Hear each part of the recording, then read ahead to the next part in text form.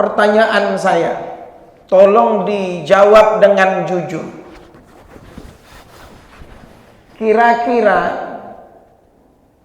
kalau kita disuruh tak makan dari jam 5 sampai jam 6.30 sore, dari jam 5 subuh sampai jam 6.30 sore, kira-kira jawabnya ini bukan dengan iman tapi dengan logika. Kira-kira ini beban menyiksa atau kira-kira ibu senang, bapak senang? Hah?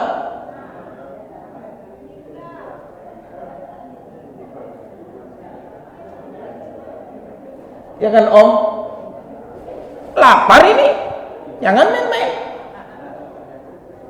Jangankan jam 5 sampai jam 6.30. Kira-kira nanti ayahanda Pak Panitia, ketua masjid, kalau nanti kita habis isya makan, ada yang tak dapat, mengamuk tak?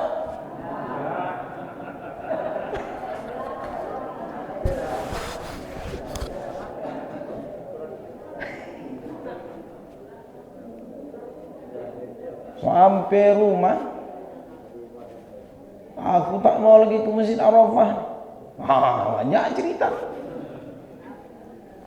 Maka saya tanya ini jujur. Kira-kira ini tak makan, tak minum, dan panggilan ini yang menyuruh ini bukan panggilan iman, fitrah. Saya yakin 100%, tidak ada orang yang mau. Bahkan secara logika, kan saya tanya tadi secara logika, menyiksa. Coba lihat ayat itu. Kata Allah begini. Ya ayyuhalladzina amanu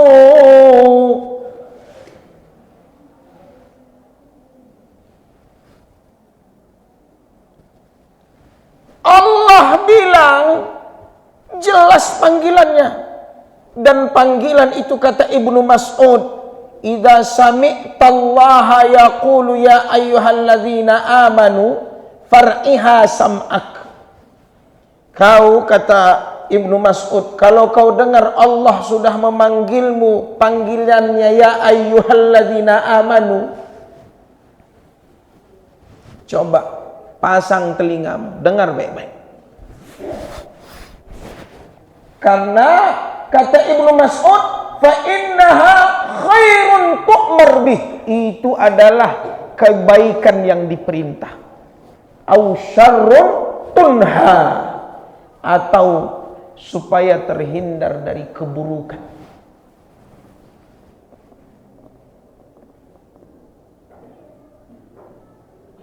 Saya tanya, menyiksa tidak? Kalau sudah Allah yang perintah, itu bukan pilihan.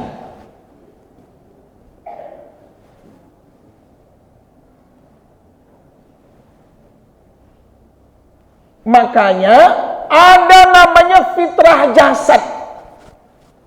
Orang kenapa dijadikan beban perintah itu? Karena kenapa? Yang dia tahu fitrah jasad itu kan harus makan, betul tak?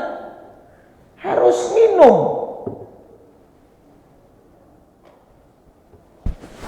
Makanya apa kata ulama?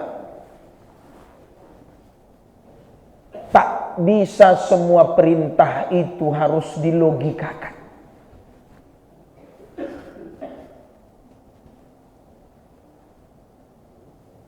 Maka dia harus dibaca dengan keimanan.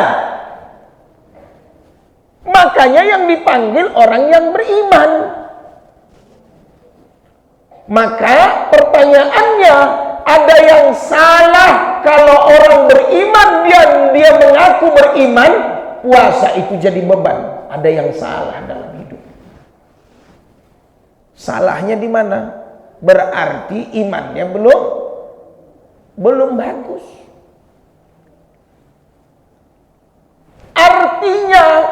yang dipanggil itu ya ayyuhalladzina amanu, kata ulama, fariha bidukhuli Ramadan, dia pasti gembira datangnya.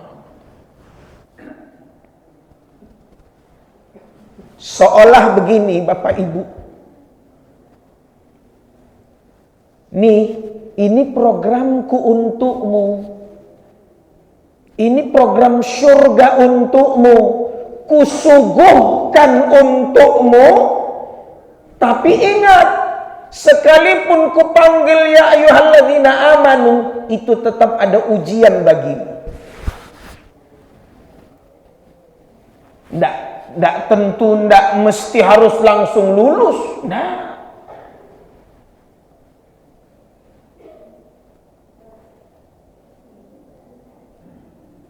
indah sekali.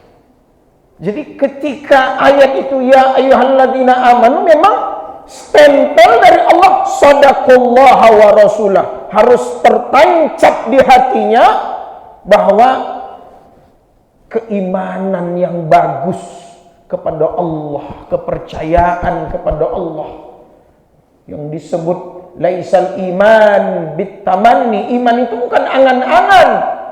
Wa innamal iman ma waqqara fil qalbi wa saddaqahul amal. Iman itu apa yang terhujam, tertanam dengan ilmu, pengetahuan, ma'rifatullahnya yang bagus, terhias di dalam hati dan diwujudkan dalam bentuk amal.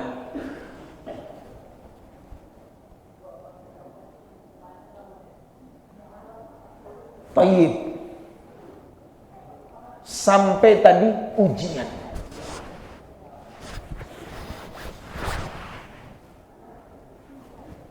Perintah sudah di depan mata. Tapi ini ujian untukmu. Inna hadainahu sabila imma syakirau wa imma kafura. Wa hadainahum najdain. Kami beri dia dua jalan. Ada jalan baik, ada jalan buruk.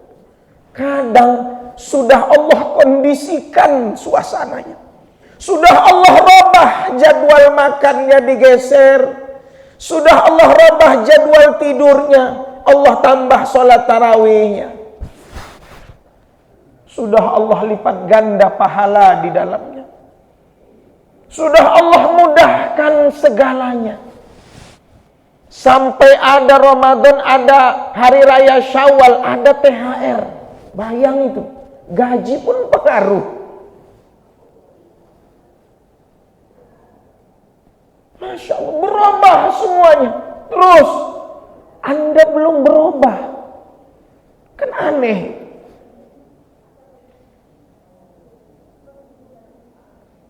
Bapak Ibu, jadi apa yang harus kita lakukan sebelum Ramadan? Pastikan, ini catat ya Bunda. Saya tengok ibu-ibu ini ada yang menyala namanya. Mukena nih Bu. Masya Allah. Bu, Pak, sebagaimana ibu bisa punya seragam,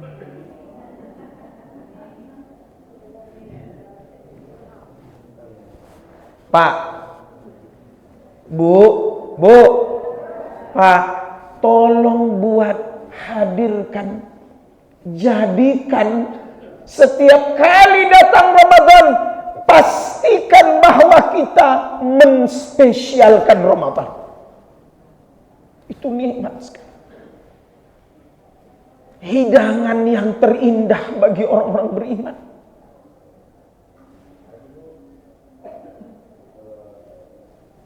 Masya Allah.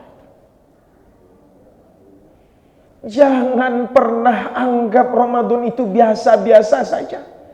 Apalagi sampai dia dijadikan beban. Apalagi sampai dia dibenci. Celaka. Murka. Terlaknat engkau.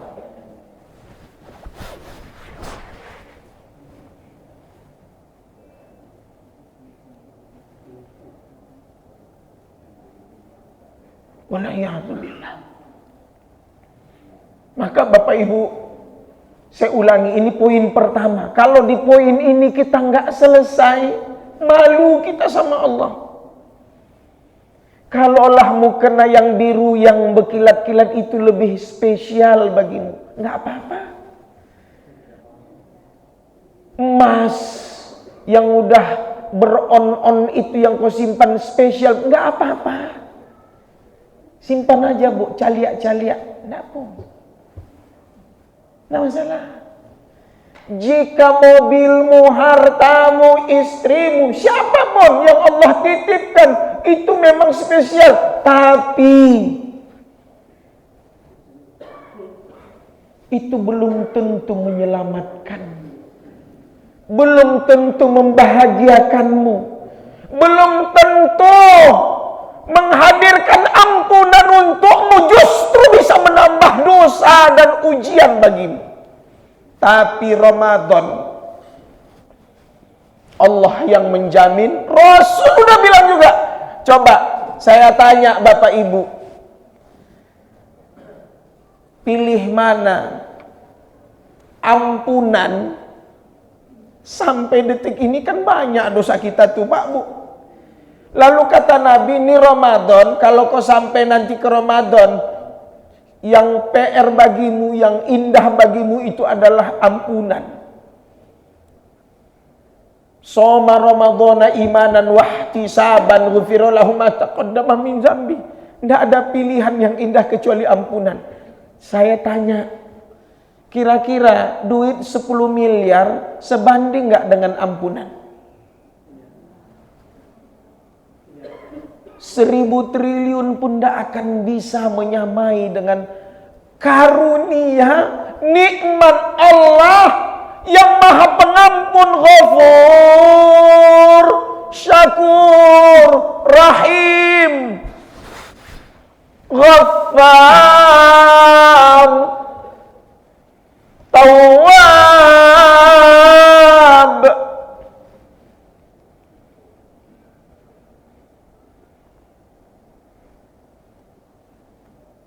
Siapa kita?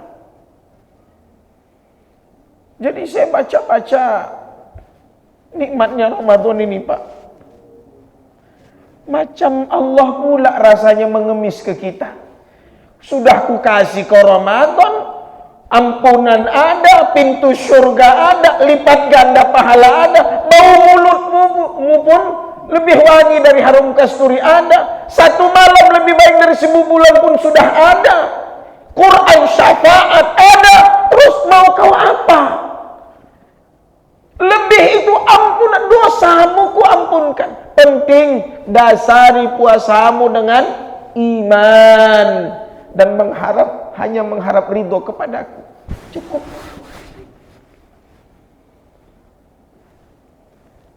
Kebayang kita ini kan hamba Allah.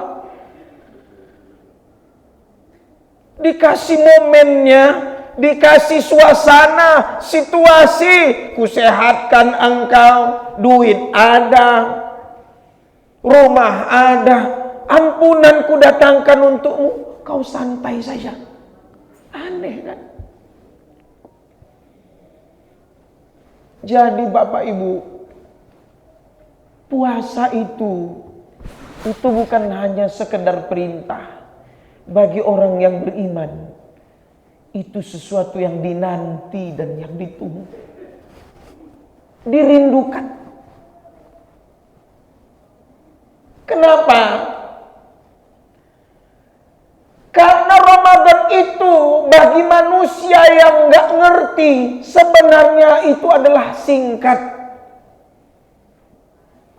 Nanti silahkan Ibu lihat, kunjungi aja nggak apa-apa. Ada banyak video yang saya sampaikan di Muhammad Yunus, bahwa ada 720 jam coba. Berapa Bapak Ibu? 720. Iya, kalau Ramadan itu 30 hari. Dari mana 720? 24 jam kali 30.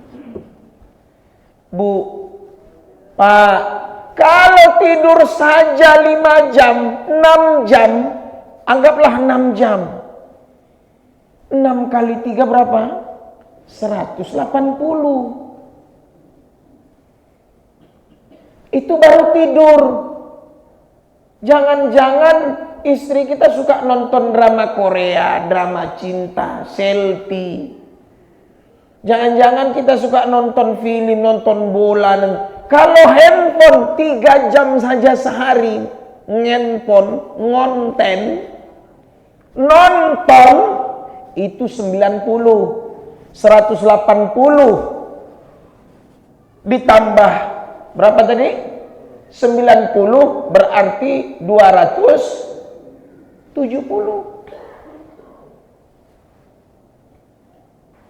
Itu baru apa? Tidur sama nonton.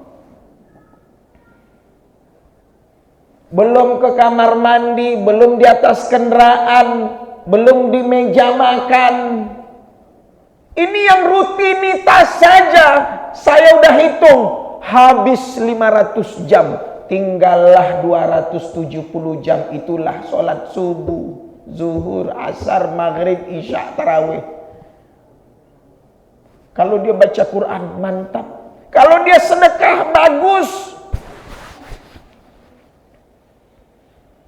Maka saya anjurkan Bapak Ibu, ini poin yang ketiga. Selain Anda manage waktu Anda dari 720 jam, ya Allah, aku harus benar-benar menggunakan senjata ini. 720 jam, mau kemana? Mau apa?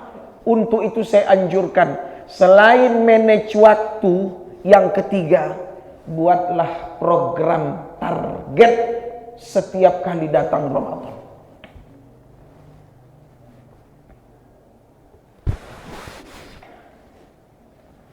Saya pingin, ya Allah, tiap hari saya mau sedekah. Ya udah, tadi kan ketua panitia udah bilang, bayar ini, bayar itu, beli air, beli itu. Udah, saya 2 malam Pak Ustadz, saya 5 malam, clear, selesai. Saya air mineral 5 kotak, alhamdulillah. Saya pingin yang bayar listriknya selama Ramadan. Masya Allah, berapa lampu, berapa mesin air, AC, yang apa namanya ini? Yang dirasakan oleh orang sholat di Ramadan, listriknya yang bayar oleh bapak itu, ibu itu. Allahu Akbar. Ya Rabb. Nih, apa nih? Saya di umrah Ramadan pernah. Sampai cemburu saya. Jadi sengaja dia beli minyak wangi ini. Karena dia datang ke Mekah itu jalan kaki. Orang-orang entah dari mana, entah Bangladesh lah namanya, entah apa. Jalan kaki pakai tidur di kamar mandi, kadang di pelataran, kadang dalam masjid, di mana yang nggak kena gusur sama polisi lah. Nah, dia mau sedekah di dalam masjid. Caranya apa? 10 real dibeli ini minyak wangi, dioles ke semuanya, dioles.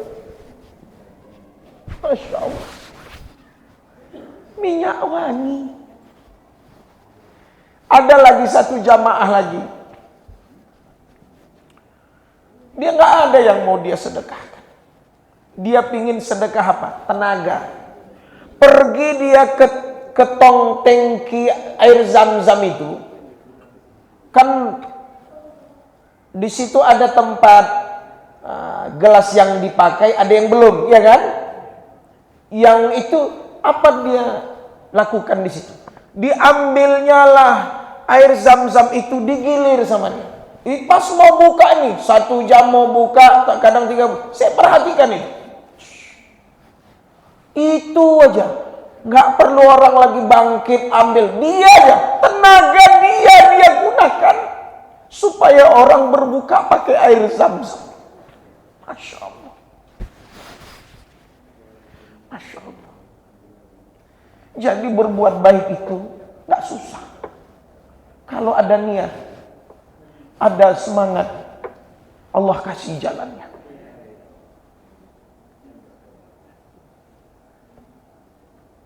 Allah mudahkan urusan.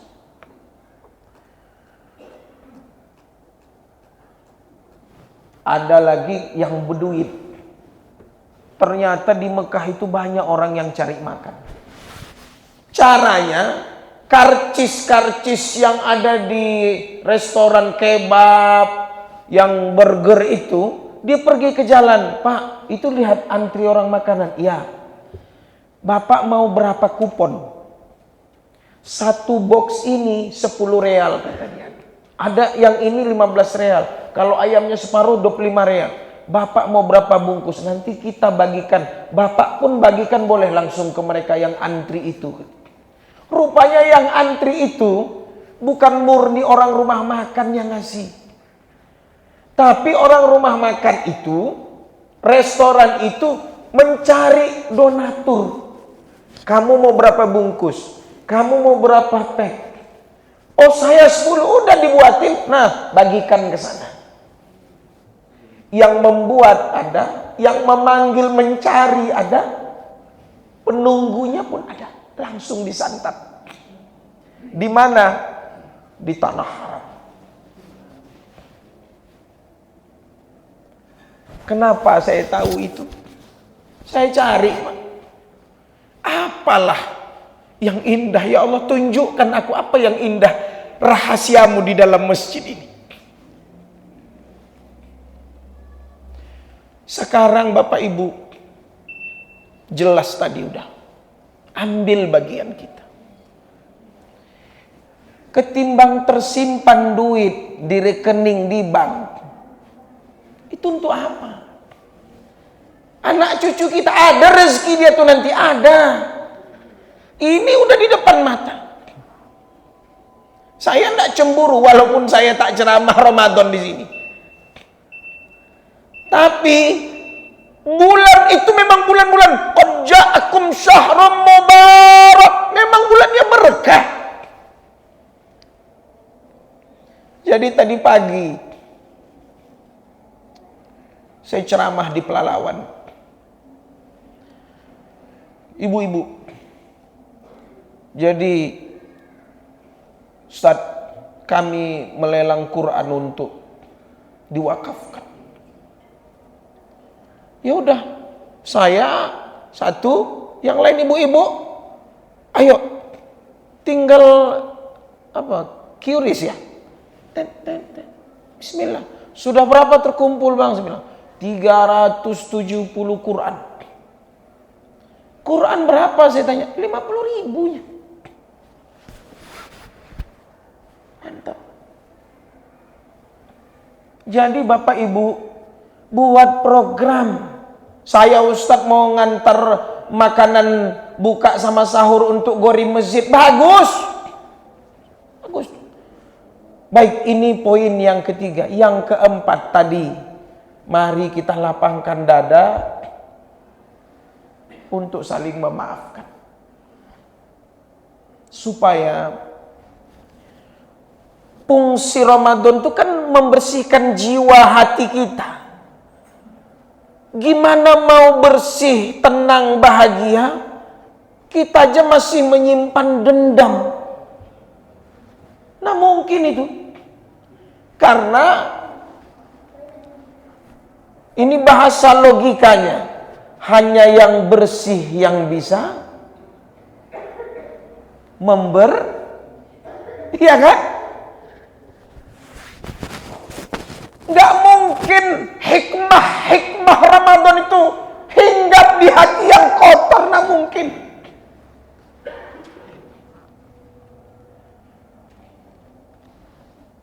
Terus untuk apa dipertahankan? Tua makin tua, ego masih ego ada, buang. Ayo salaman. Iya, memang kau yang salah dulu, tapi nggak apa-apa. Semoga ini Allah merahmati saya, melapangkan dada saya maafkan. Kita baik, alhamdulillah, jangan ulangi lagi. Dah, clear. Ketemu nanti di Masjid Arafah enak, di tempat wudhu ketemu enak. Coba kalau saya sama om saya ini musuh, mana mungkin om saya ini duduk di depan saya? Nengok saya aja jijik dia. Kalau musuh, kadang kita sama ayah musuhan, sama kakak musuhan, tetangga musuhan. Anda nyaman. Itu ndak hati manusia lagi tuh. Aneh. Maka lapangkan, bersihkan, biar masuk Ramadan ini enak. Kemudian tambahlah ilmu fikih puasa, pelajari rukun, syarat, hikmah menjaga imsak yang sesungguhnya itu seperti apa sebenarnya. Sampai kenapa Allah yang mengganjari pahalanya, berarti ada rahasia. Hei manusia, bisa jadi perutmu yang puasa, matamu tidak. Hei manusia, bisa jadi perutmu yang lapar, tapi mulutmu tidak. Ghibah jalan terus, bohong jalan terus. Hei manusia, memang perut tenggorokanmu yang haus, perutmu yang lapar. Tapi kenapa yang kau dengar musik, yang kau dengar yang melalaikan? Kenapa tak kau baca Quran? Coba. Kenapa disebut puasa itu harus dijaga sunnah-sunnahnya? Jauhi yang makruh, apalagi yang membatalkan. Kejar apa makna kenapa Ramadan itu disyariatkan. Yang terakhir, Bapak Ibu, sebelum kita sholat Isya, siapkanlah terutama kesehatan kita, fisik kita. Nggak enak besok pas puasa sakit. Saling mendoakan. Kita nih jangan sombong, saling mendoakan. Makanya Ramadan itu menyehatkan dan nikmat doa tadi. Supaya apa? Supaya kita diijabah oleh Allah permohonan-permohonan kita. Ini bulan doa, sampai kata Nabi, tak akan kutolak doanya. Ada 3 jenis. Salah satunya adalah doa orang yang berpuasa bahkan saat membuka puasanya. Begitu besok Allahu Akbar, maghrib, dia minum, dia doa, itu doanya makbul. Nikmat. Banyakkan doa. Dan tolong Bapak Ibu, buatlah suasana rumah kita betul-betul Ramadan. Anak-anak jangan main game. Anak-anak jangan ngasih handphone. Arahkan mereka, motivasinya. Kau kalau bisa khatam 3 kali khatam Quran, ayah kasih hadiah. Nah, kita nanti tarawih di masjid ini ya. Kita nanti begini ya, kita ngasih bukaan, libatkan dia, misalkan belanja takjil.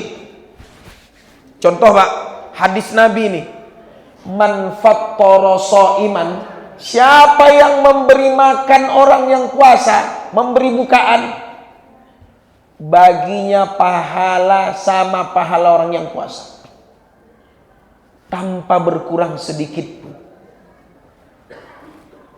Banyak orang susah, mungkin mukanya nggak pernah pakai kurma ajwa, nggak pernah dapat kurma sukari, kurma tunis, kita berserak di kulkas. Setahun lalu pun ada. Sudah, ibu antar, mungkin ada di warga ibu yang miskin, susah, antar kurma. Belikan mukena, belikan sarung.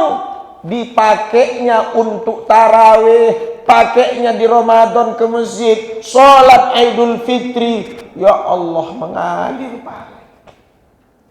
Terakhir, siapkan harta kita, siapkan, hitung untuk kita keluarkan zakat mal, zakat fitrah kita.